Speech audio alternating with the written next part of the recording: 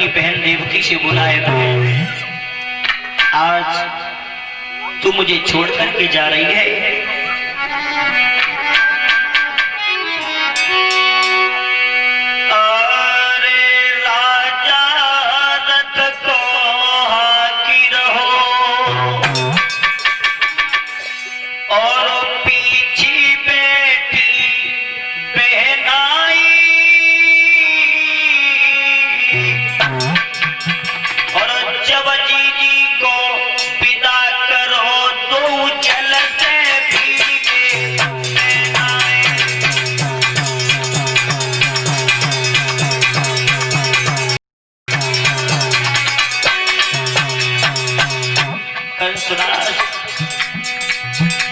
बोला है बहन आज तू मुझे छोड़ करके जा रही है। अरे याद कर वो दिन, अरे बालापन की याद करो, मेरे संग बेटी की खाती थी, बाहर घूमी जाला था, रोई की पीछी बड़ी जाती।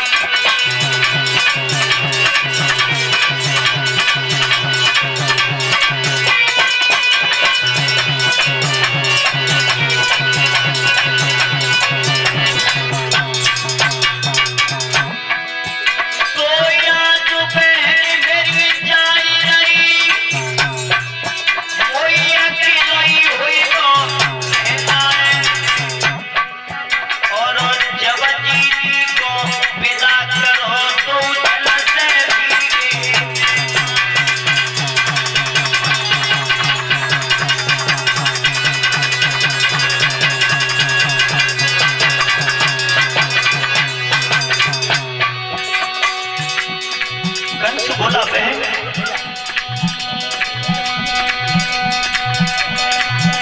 अरे मथुरा नगरी छोड़ी गई, आज नगर बटेश्वर जाओगी, इतनी बात याद रखिए, बिना बुलाए आवेगी।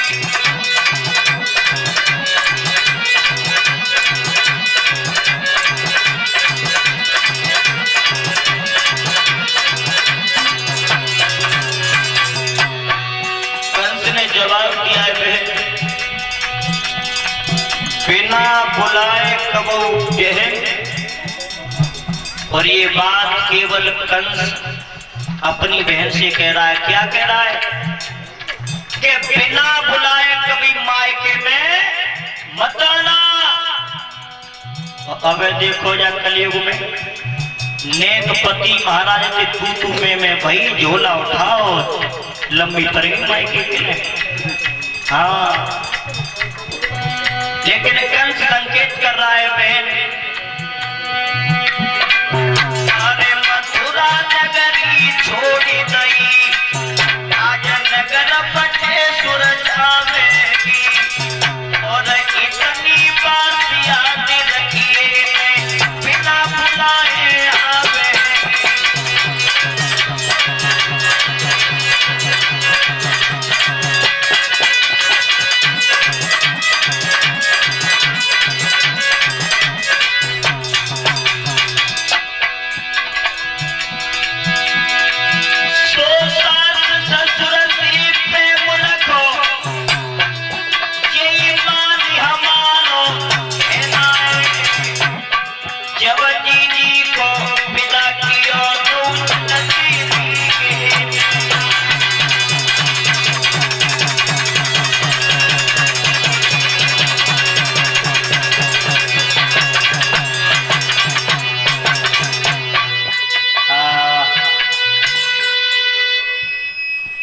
ध्यान रखना, कंसराज बहन को बैठा करके जैसे यमुना की पटरी पर रथ पहुंच पाया था, और तब तक हुआ क्या?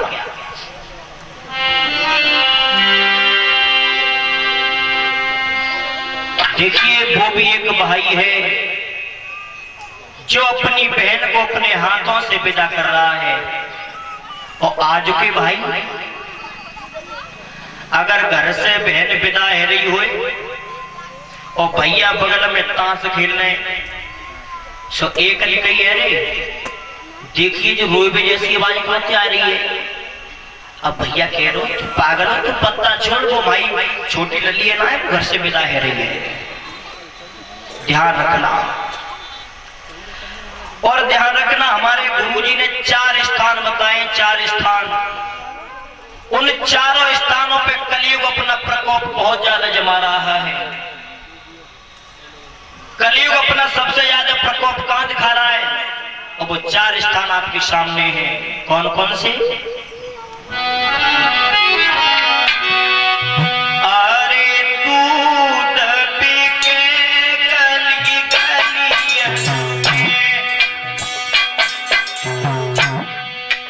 बताया है। अरे दूध पी के गली गलियन में भैया गलियन में ठेका पे बैठी बिकी रही दारू।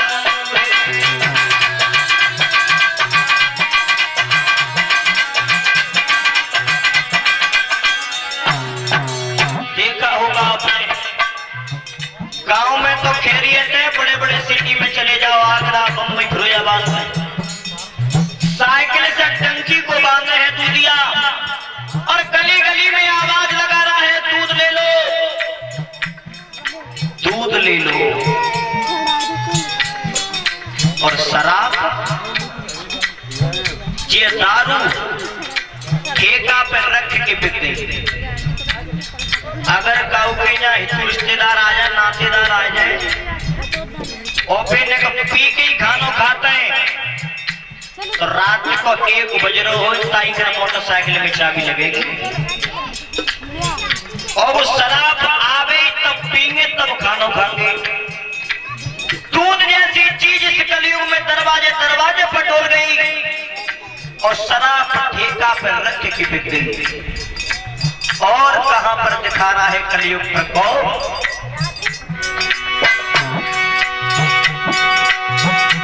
अरे बात पिता तुम गोपाली रे तुम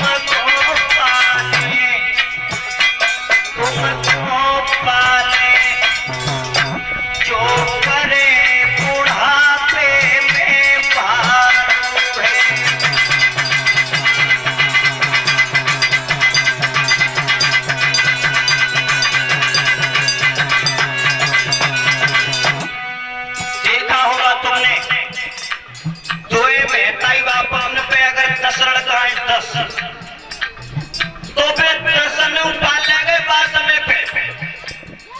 और जब दोने पे बुढ़ापा आओ 10 जवान भई तब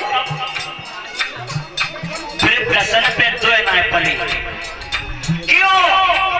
बुढ़ापे में आकर के मेहताई बाप का बंटवारा हो गया। आपने देखा होगा बंटवारा हो जाता है बाप मेहताई को कि डोकर रंगे बड़े माऊ और डोकरी नहीं छोटे माऊ। अब अकल के हीरों से जी पूछी जाए कि अगर ये दोनों एक ही के जोरे खाए लेंगे तो पिता घाटे में आ जाओगे, लेकिन नहीं, माता पिता का अगर बंटवारा हुआ तो इस कलयुग में और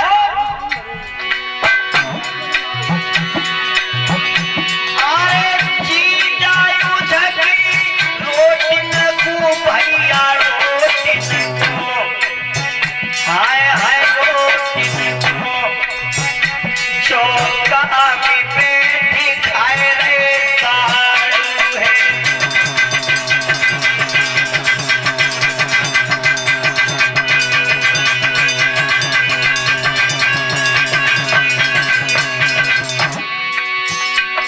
देखा होगा तुमने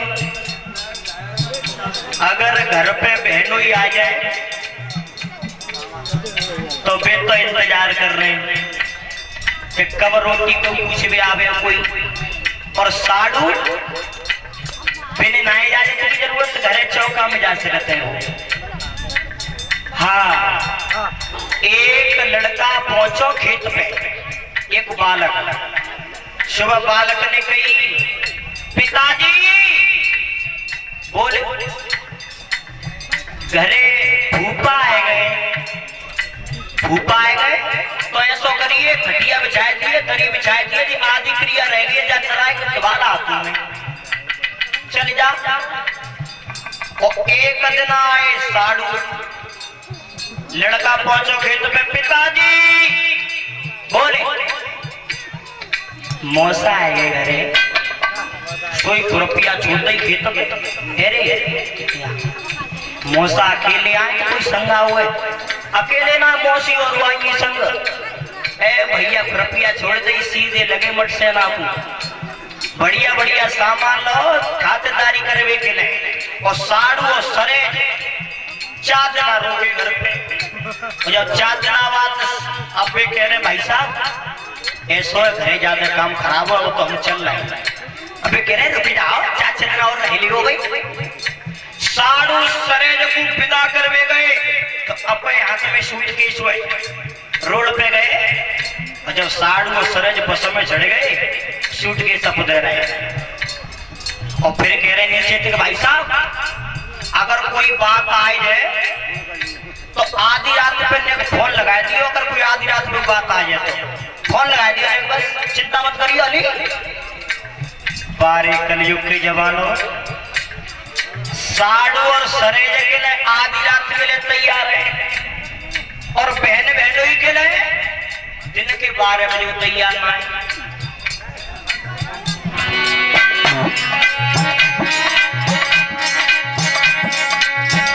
अरे पेट प्यास ने कलम जलाई और जई उड़प फूले दिखाई,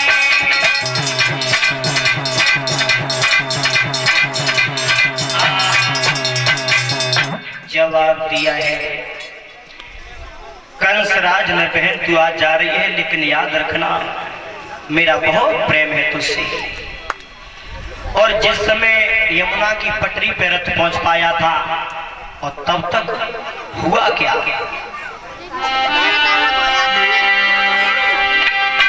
अरे तब है गई नभते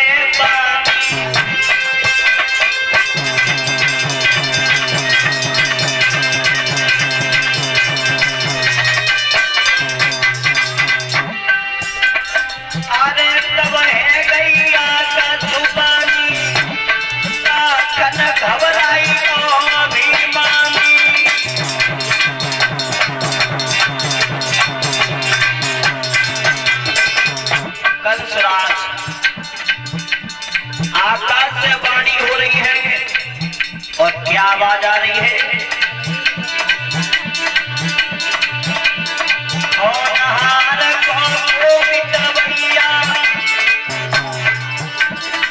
राजा सुन ले ध्यान लगाई, नभते पानी भई को पीड़न, कंस राजा सोई को घबराई।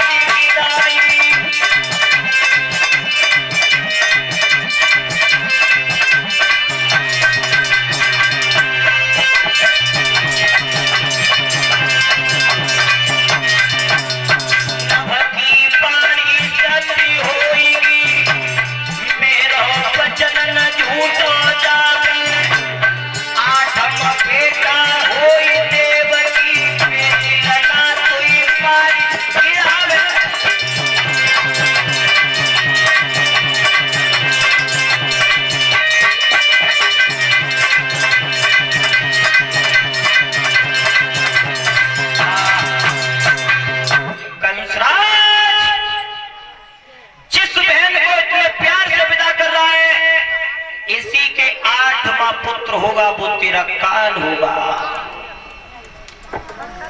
भगवत श्रोताओं, जैसे ही कंस के कानों में वो आवाज पड़ी, रथ को रोक दिया, रथ को खड़ा कर दिया। को खड़ा किया, विचार किया है जिस बहन को मैंने इतने प्यार से रखा और इसी के गर्भ से मेरा काल पैदा होगा। उस समय कंसराज ने यमुना की पटरी पे कौन सा कर्म किया है?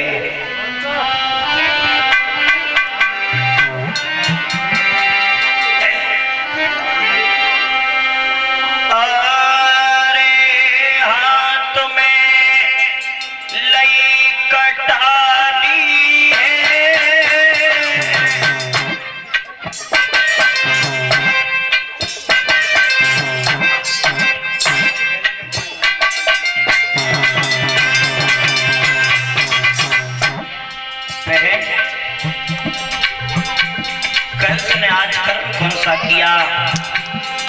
अरे हाथ में लई कटारी है,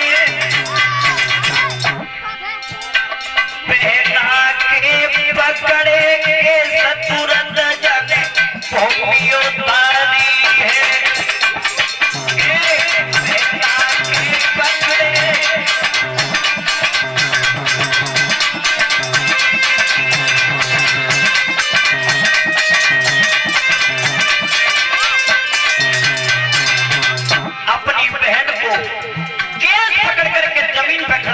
कंस ने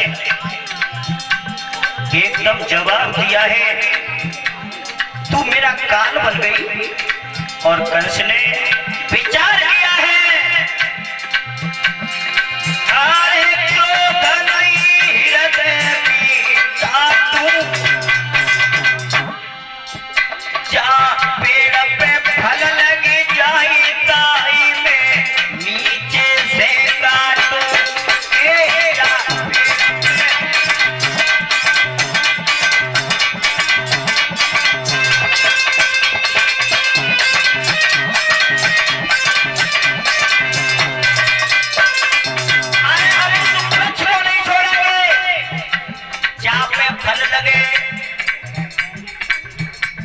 आकाशवाणी ने ये कहा है कि इसके गर्भ से बेटा पैदा होगा, वो काल होगा, लेकिन जाइए न छोड़ेंगे तो वो काल कहां से पैदा होगा? उसी समय आज भोजराज कंस ने अपनी बहन देवकी को मारना चाहा, लेकिन तब तक वसुदेव ने हाथ को पकड़ लिया, जवाब दिया, क्या कर रहे हो? वसुदेव ने कहा है, जिस बहन को तुम मारने के लिए जा रहे हो आखिर कारण तो बताओ। कंस बोला, तुम्हें पता नहीं? इसके उदर से जो 8वां बेटा पैदा होगा वो मेरा काल होगा। वसुदेव ने जवाब दिया है, महाराज क्या कहा तुमने? 8वां बेटा? हाँ। तो आज वसुदेव ने कह दिया, महाराज मैं यमुना मैया पे कसम खा रहा हूं, तुम्हें वचन दे रहा हूं कि जो भी देवकी के उदर से संतान पैदा होगी वो मैं तुम्हें एक एक करके लाता रहूंगा और तुम मारते रहना। कंसराज ने जवाब दो, ध्यान रखो, वचन देके जा रहे हो, अगर एक को निकल गो, एक को धुकाने की कोशिश करी तो फांसी लगवा दूंगा। वसुदेव और देवकी को छोड़ दिया है कंस ने। कुछ समय के बाद देवकी के उदर से एक बेटा ने जन्म लिया, एक पुत्र ने जन्म लिया। और वसुदेव ने उस देवकी पे से उस बच्चे को छिना करके कहा है, अरे देवकी इस बच्चे पे ज्यादा लाड मत करो। क्यों? कि ये बच्चा तुम्हारे भैया का भोजन है। और वसुदेव उस बालक को ले आए, कंस के दरबार में खड़े हुए जवाब दिया, महाराज ये पहला पुत्र पैदा हुआ है और मैं तुम्हारे पास लेकर के आ गया हूं। तो कंस ने उस बच्चे के चेहरा को देखा, कंस के हृदय में दया पैदा हुई और जवाब दिया है, वसुदेव ये तो पहला बेटा है ना? जवाब दिया हाँ। तो ऐसा करो इसे ले जाओ। जब 8वां बेटा पैदा हो उस 8वीं संतान को मेरे पास में ले आना। वसुदेव उस बच्चे को लेकर के लौट रहे थे, तब तक ब्रह्मा पुत्र देवर्षि नारद कंस के दरबार में पहुंच गए और जवाब दिया है, कंसराज कैसे हो? कंस बोलो महाराज क्या बात कर रहे हो? जैसे भी पूछे ठीक है। नारद ने जवाब दो, हमें तो ठीक नहीं लग रहे हो। कंस ने जवाब दिया, महाराज चिंता तो एक बैठ गई है कि जो देवकी के उधर से 8वां बेटा पैदा होगा वो मेरा काल होगा। नारद ने जवाब दो, तो अभी तो कोई बालक पैदा ना हो। कंस ने जवाब दो, महाराज एक देर पहले आ जाते तो देख लेते बालक। अबाल वसुदेव को मैं लौटा दिया उस बच्चे को। अब नारद अपने मन में विचार कर रहे हैं कि ऐसे ही कंस को दया आती रही तो भगवान के आने में समय लग जाएगा। तो नारद ने एक कमल का फूल लिया अपने हाथों में और जवाब दिया है,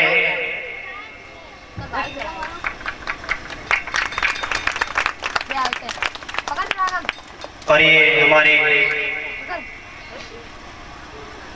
अवनीश शास्त्री हमारे बड़े भ्राता, इनकी तरफ से 101 रुपए का हार हमें देकर के सम्मानित करते हैं पहना करके, और 10-10 रुपए हमारे कथावाचक मंडली को।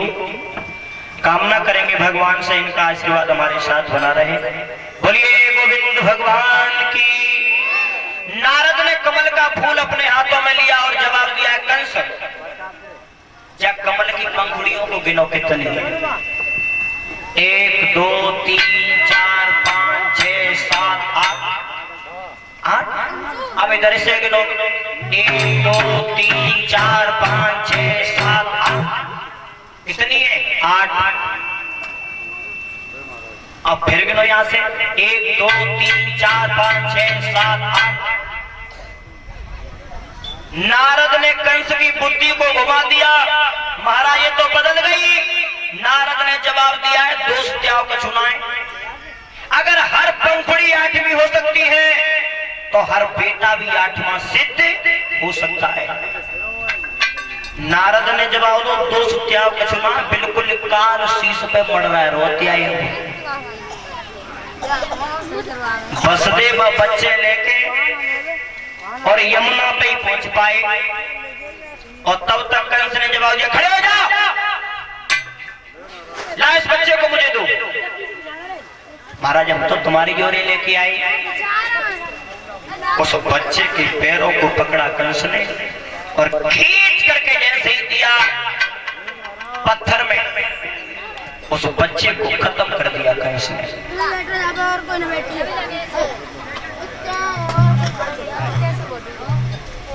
यही दृश्य देख करके वसुदेव वहां से चले आए। धीरे धीरे समय बीतता हुआ चला गया। अब कंस ने विचार किया है, अगर ऐसे ही ये बेटा लाते रहे, अगर एक बार इन्हें दुबकाए लो तो मेरा काल हो गया। तो आज कंस ने आज कर्म कौन सा किया है?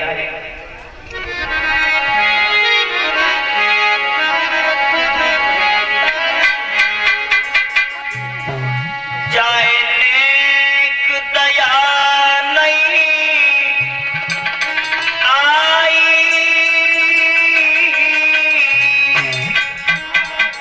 और मथुरा में जेल बनवाई। जाए नेक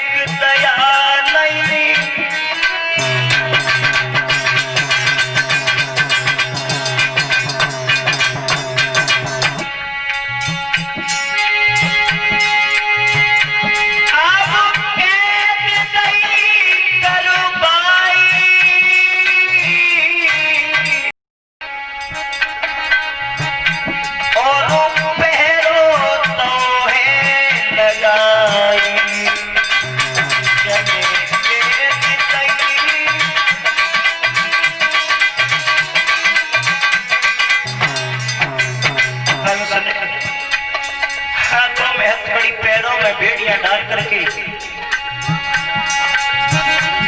करती पिढ़लानी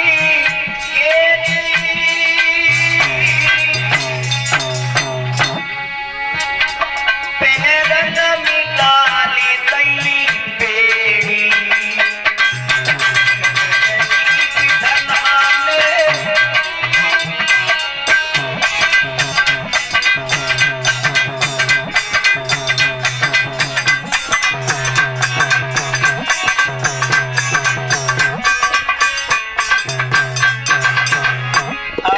संकट सिर पे ठहरो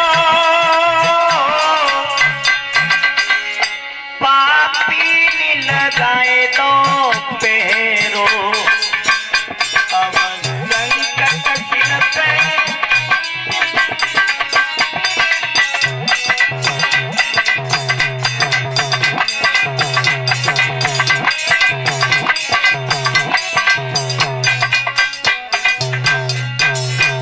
हाथों में हथकड़ी पैरों में बेड़ियां डाल करके दोनों को जेल में डलवा दिया।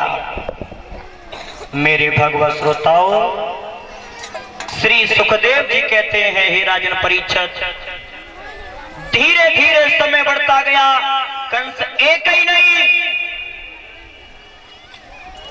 6 बेटाओं को मार चुका कंस अपने हाथों से, 6 बेटाओं को।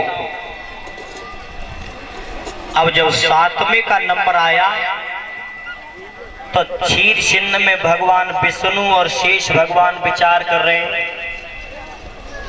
विष्णु भगवान ने शेष से कही कि सुनो, अब की बार अगर त्यारो मन हो जावे के लिए बड़ो बनवे के लिए,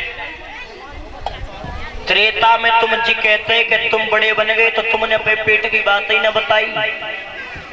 अगर क्या इच्छा हो बड़ो बनवे की तो तुम चले जाओ, पहले जाओ। तो ध्यान रखना, देवकी मैया के उदर में 7वें गर्भ में आज शेष भगवान पहुंचे हैं। शेष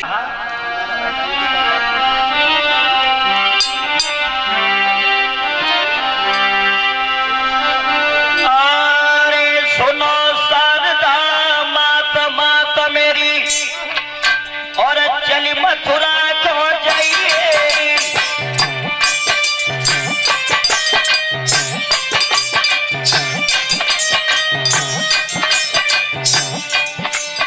अरे सुनो शारदा माता मेरी, और चली मथुरा को जाइए। और माता खेलती सोई रही, पलकी मती तेरा लगाइए।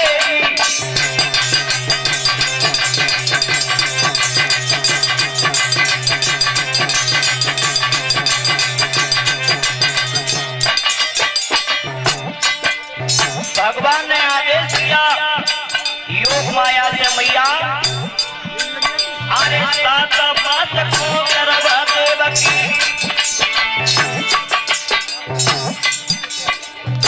7 महीने का गर्भ हो गया था देवकी के उदर में। भगवान ने जवाब दिया है योग माया से, अरे 7 मास को गर्भ देवकी।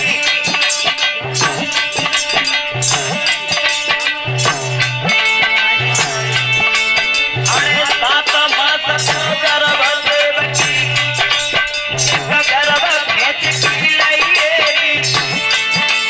और जल्दी जाओ माता मेरी, मार्ग मती तेरा लगाइए।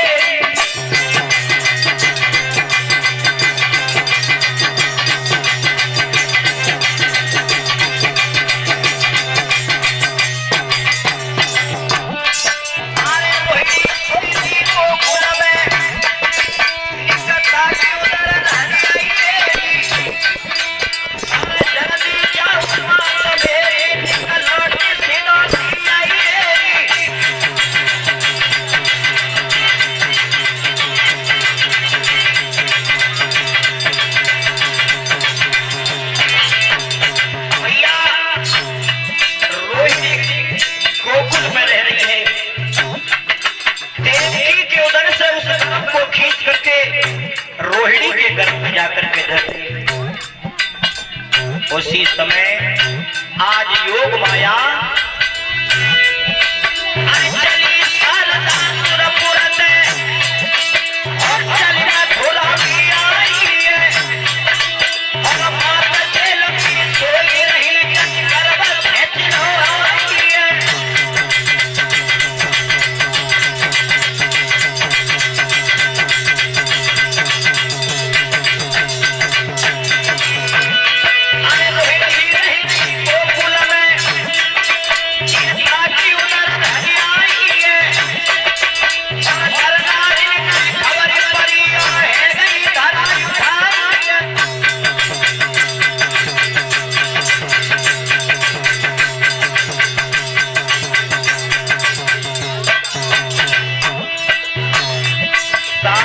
महीने का गर्भ देवकी के उदर से खींच करके रोहिणी के गर्भ में रख दिया।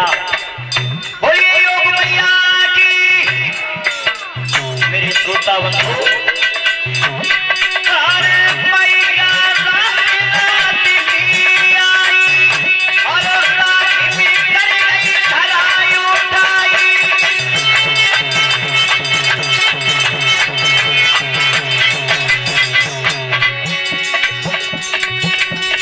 योग माया ने